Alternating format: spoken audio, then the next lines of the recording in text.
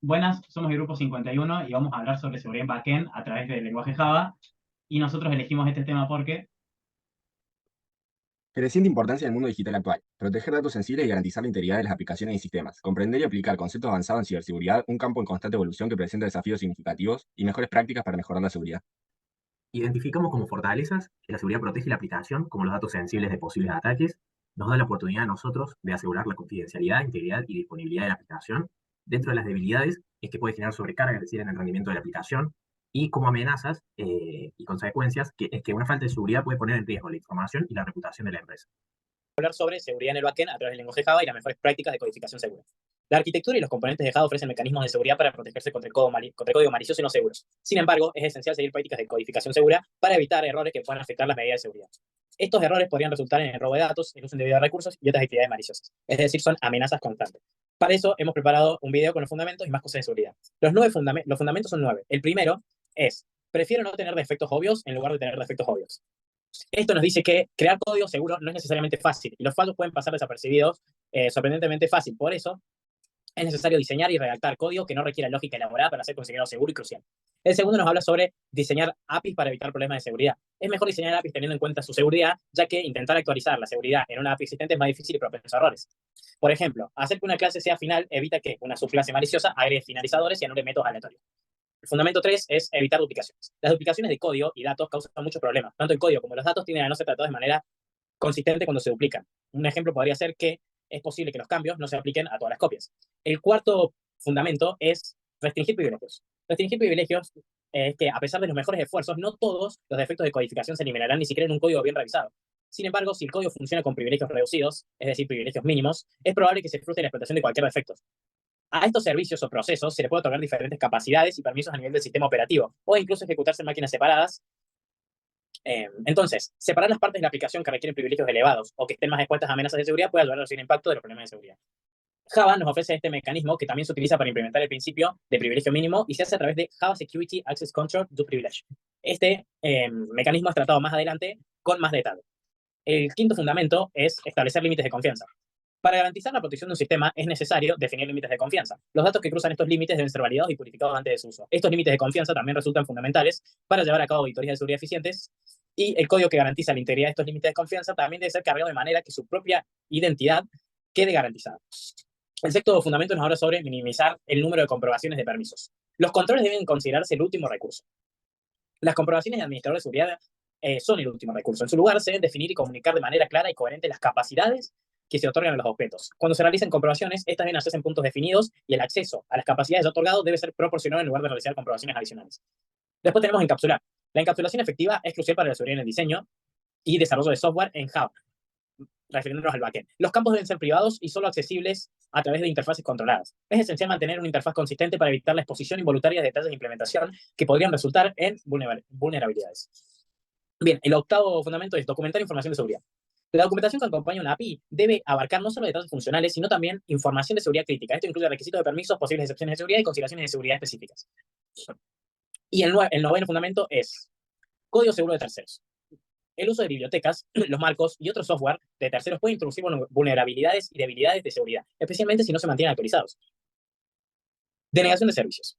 Este es un tipo de ciberataque el cual tiene como objetivo interrumpir el funcionamiento normal del servicio mismo. Para evitar este tipo de problemas es necesario que la entrada de un sistema deba verificarse para que no cause un consumo excesivo de recursos desproporcionados. Tenemos que tener en cuenta algunas directrices para evitarlos. La primera es que hay que tener cuidado con las actividades que pueden usar recursos desproporcionados, es decir, controlar los probables tipos de ataque, como por ejemplo los errores de desbordamientos de enteros que pueden provocar que falle la comprobación de integridad de los tamaños. O el procesamiento de archivos hard de fuentes que no son de confianza puede provocar el agotamiento de los recursos y un comportamiento inesperado en el tiempo de ejecución. 2. Liberar recursos en todos los casos. ¿Qué quiere decir esto? Es fundamental que los recursos se liberen de manera adecuada, independientemente de si una operación ha tenido éxito o ha lanzado una excepción. Por ejemplo, el código dentro de una declaración try podría bloquearse indefinidamente al intentar acceder a un recurso. Eh, si la declaración try llama a otro código, ese código también podría suspenderse o bloquearse indefinidamente, impidiendo que se alcance el código de limpieza. Como resultado, es posible que los recursos utilizados en una declaración de prueba con recursos no se cierren o que el código en un bloque finalmente nunca se ejecute en estas situaciones. Bien.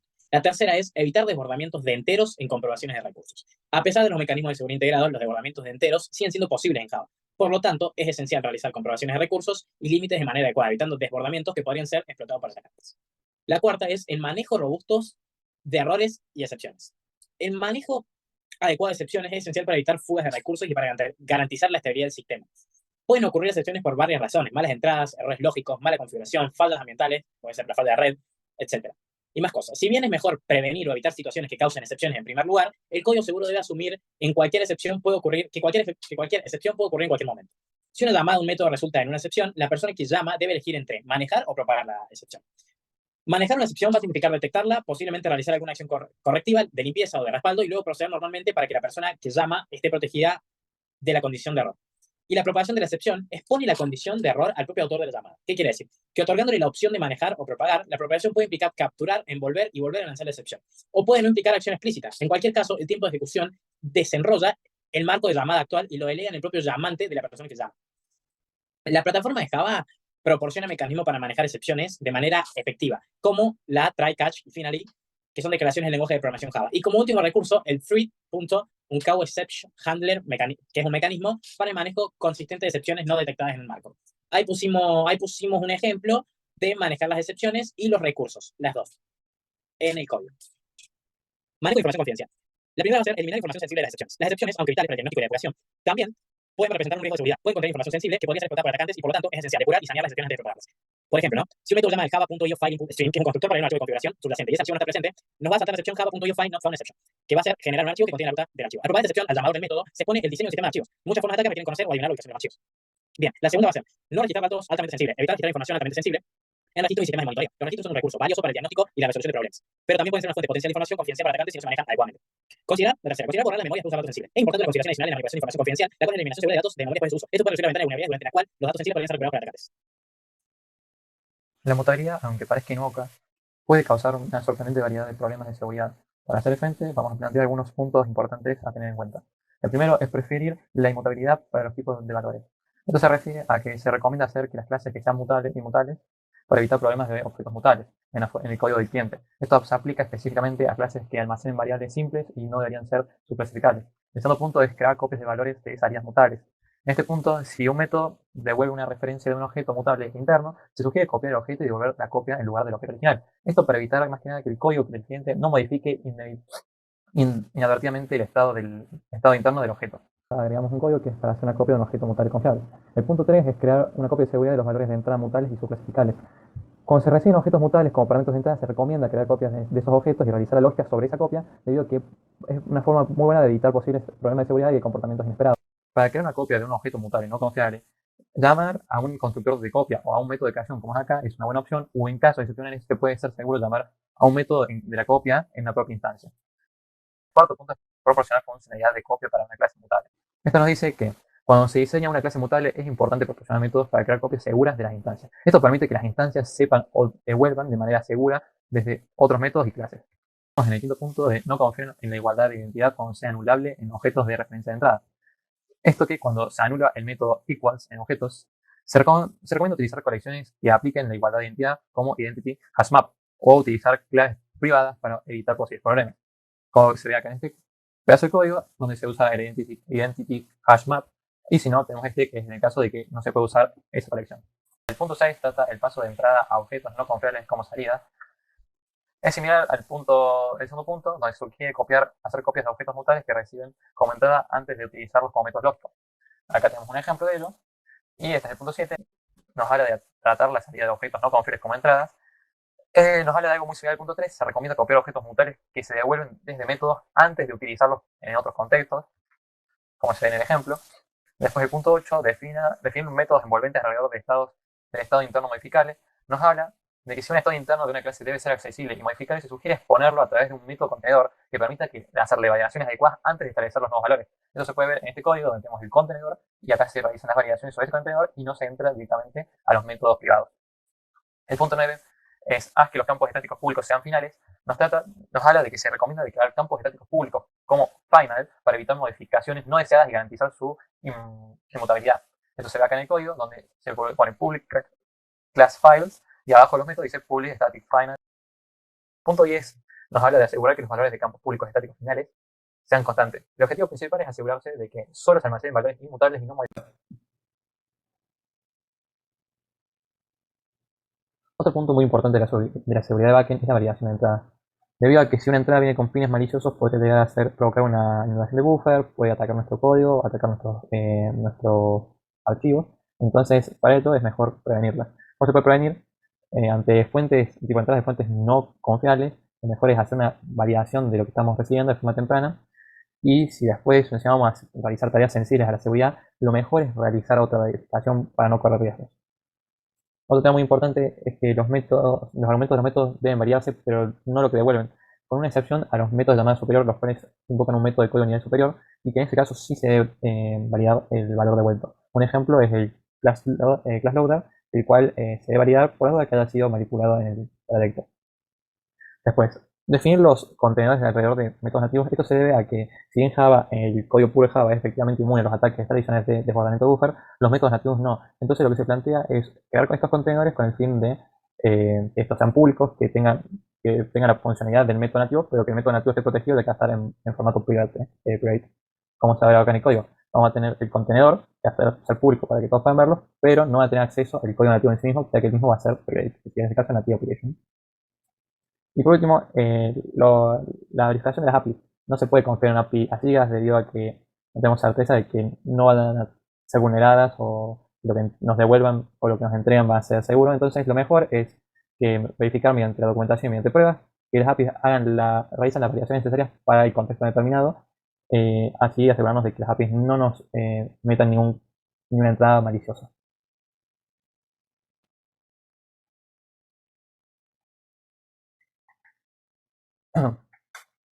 Otro punto que abarca la seguridad de backend es la creación de objetos. En la etapa de construcción, los objetos están en una fase incómoda entre que quieren estar listos para el uso, lo que presenta desafíos adicionales. Aquí vamos a ver algunas pautas relacionadas con la construcción de objetos. La primera es evitar exponer la construcción de clases sensibles. Lo que nos dice es que es mejor no exponer constructores públicos de clases sensibles. En su lugar es mejor utilizar métodos de fabricación estática para la creación de instancias, ya que esto nos permite tener un mejor control sobre la construcción y la extensibilidad a través de la agregación en lugar de la herencia. El segundo punto es la construcción autorizada de clases sensibles. Esto se previene aplicando las verificaciones de Security Manager en todos los puntos donde las instancias puedan ser creadas, ya sea para constructores públicos como protegidos, así como los métodos de fabricación estática. El tercer punto es la defensa contra las instancias parcialmente inicializadas de clases no finales.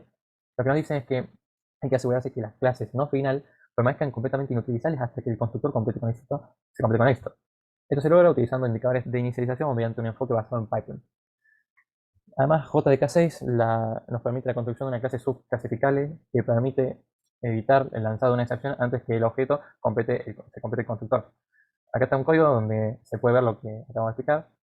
Y para la compatibilidad de versiones anteriores se puede aplicar una solución con el uso de indicadores inicializados, como se ve en el código.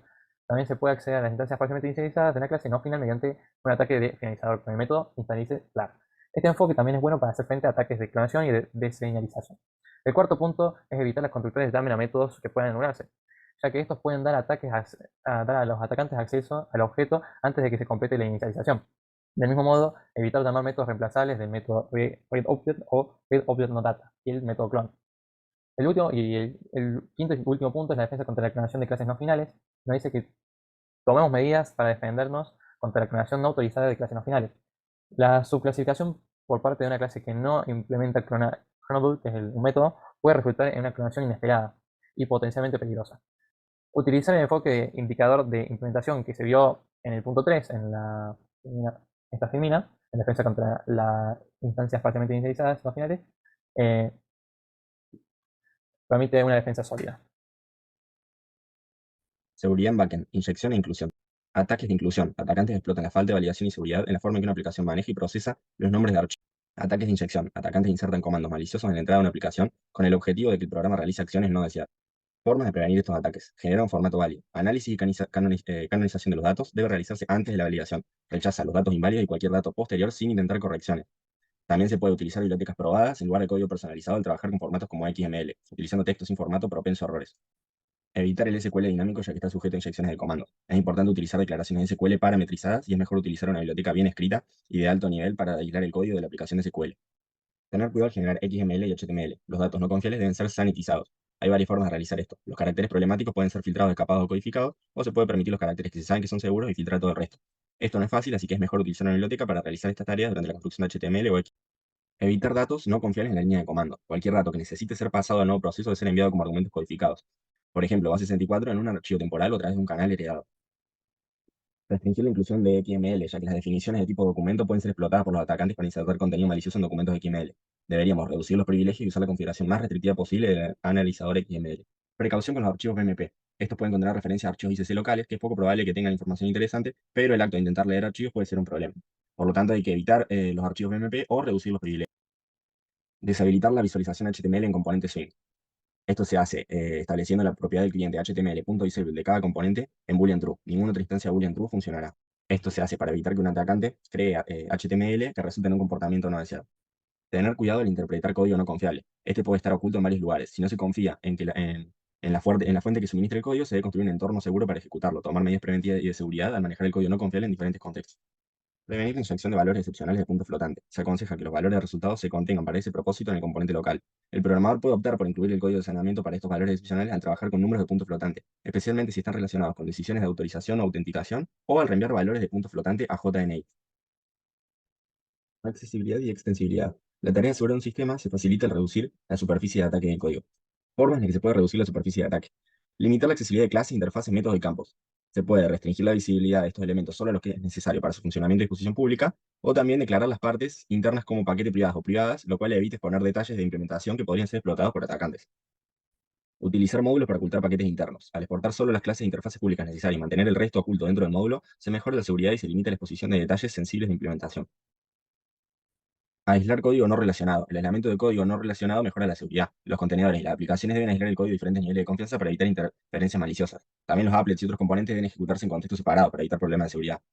Por otro lado, se debe evitar que el código menos confiable reemplace el código más confiable, lo cual se puede lograr mediante el uso de diferentes cargadores de clases. Limitar la exposición de instancias de class loader. Acceder a instancias de class loader permite ciertas operaciones que pueden ser indeseables. Para disminuir el riesgo, se puede limitar el acceso y la exposición de estas instancias, lo cual reduce la posibilidad de que el código malintencionado realice acciones indeseadas utilizando el cargador de clases. Limitar la sensibilidad de clases y métodos. Esto se hace para mejorar la seguridad. Evitar la extensión no autorizada de clases y métodos puede prevenir problemas de seguridad al evitar cambios imprevistos en el comportamiento de la clase base. Java SE 15 introdujo clases selladas, donde el código puede limitar qué subclases de una clase dada pueden existir. Esto se puede usar para evitar implementaciones no autorizadas que pueden no seguir el contrato de clase. Bueno, soy Leo Frederici y vamos a estar hablando del control de acceso en la seguridad de backend. En términos generales, el control de acceso se refiere a la regulación de quién tiene permiso para acceder a qué recursos en un sistema para garantizar la protección de datos y recursos sensibles y para prevenir accesos no autorizados o maliciosos. Dentro de Java se utiliza un mecanismo de control de acceso basado en pilas para proporcionar de manera segura APIs más convencionales. Básicamente consiste en que cada marco en la pila de llamadas tenga el permiso necesario, y los permisos actuales vigentes son la intersección de los permisos de cada marco en el contexto de control de acceso actual. Si algún marco no posee permiso, entonces el contexto actual tampoco. Cuando se realiza la verificación de permisos, la pila de llamadas será como se ilustra en estas fotos. Por ejemplo, si el marco de AppClass no tiene permiso para leer un archivo, pero LibClass sí lo tiene, aún se generará una excepción de seguridad. Sin embargo, hablando del acceso privilegiado, tenemos un método llamado Access Controller do Privilege, que es un método en Java que permite que una porción del código ejecute operaciones con permisos más amplios, incluso si el código que llama a esta operación no tiene esos permisos. Es útil cuando hay situaciones en las que un código necesita realizar ciertas acciones que normalmente estarían restringidas por razones de seguridad. En este ejemplo se ve cómo los privilegios de este marco son ignorados por las verificaciones de seguridad, en el caso de Other Class. El código dentro de este bloque tendrá permiso amplio de poder acceder a recursos o realizar operaciones restringidas. Por supuesto, tenemos que tener cuidado sobre el peligro de usar entradas proporcionadas por el llamador en DoPrivilege. Si se permite que un llamador proporcione información al bloque DoPrivilege, esto podría lugar a operaciones inseguras o riesgosas. A través de estos bloques de código podemos hacer tanto que un bloque obtenga todos los permisos a través de estas tres líneas, que son, digamos, de formas distintas de hacer lo mismo, o que no tenga permisos a través de la protección del dominio de esta manera. Hablando del contexto, digamos, es útil almacenar un contexto de control de acceso para su uso posterior. Por ejemplo, se puede considerar apropiado proporcionar acceso a instancias de evolución de llamada que realizan operaciones con privilegios, pero invocar los métodos de evolución de llamada en el contexto en el que se registró el objeto de evolución de llamada. Por ejemplo, en este código se muestra cómo almacenar un contexto de control de acceso en el objeto handler_entry y básicamente después se puede ejecutar con esos permisos la función, digamos, handle de handler. También se puede llamar a APIs, básicamente para acceder de manera reflexiva a los campos o métodos de otros objetos y que reflejan las verificaciones del lenguaje que impone la máquina virtual. Estos métodos que se encuentran acá varían su comportamiento según la clase del llamador inmediato y se consideran sensibles al llamador y deben ser anotados en el código con la notación color sensitive. Para terminar, se pueden establecer algunas consideraciones como evitar devolver los resultados de operaciones privilegiadas, evitar usar nombres de métodos sensibles al llamador en clases de interfaz, como también cuidado al diseñar funciones lambdas que serán devueltas a código no confiable, especialmente aquellas que incluyen operaciones relacionadas con la seguridad. Sin las precauciones adecuadas, como la validación de entrada y de salida, el código no confiable podría aprovechar los privilegios de esa función lambda de manera inapropiada. Por último, se debe tener cuidado antes de devolver estos tipos de objetos a un código no confiable, porque estos objetos tienen verificaciones de acceso, lenguaje o privilegio diferentes en su creación. Bueno, siguiendo con el tema de seguridad en backend, voy a pasar a hablar sobre la serialización y la deserialización. Estos dos conceptos están asociados al almacenamiento y transferencias de datos de manera segura. Donde la serialización, digamos, es la conversión de un objeto en una secuencia de bytes que puede ser almacenada en disco o transmitida por un red. Es útil cuando se necesita guardar el listado de un objeto o enviarlo a otro lugar.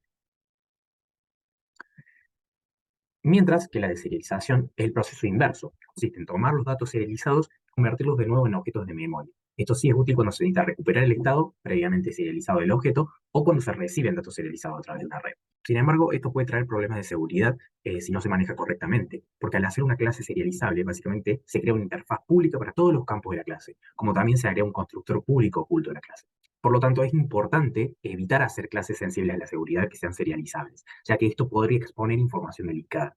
Una vez que un objeto, digamos, se han serializado, los controles de acceso al lenguaje de Java ya no se aplican, como puede ser el private, público o protective, y los atacantes pueden acceder a campos privados en un objeto analizando su secuencia de bytes serializada. Básicamente esto puede traer problemas de seguridad y hay enfoques que nos permiten manejar esas clases sensibles a la seguridad de manera que nosotros las podamos serializar.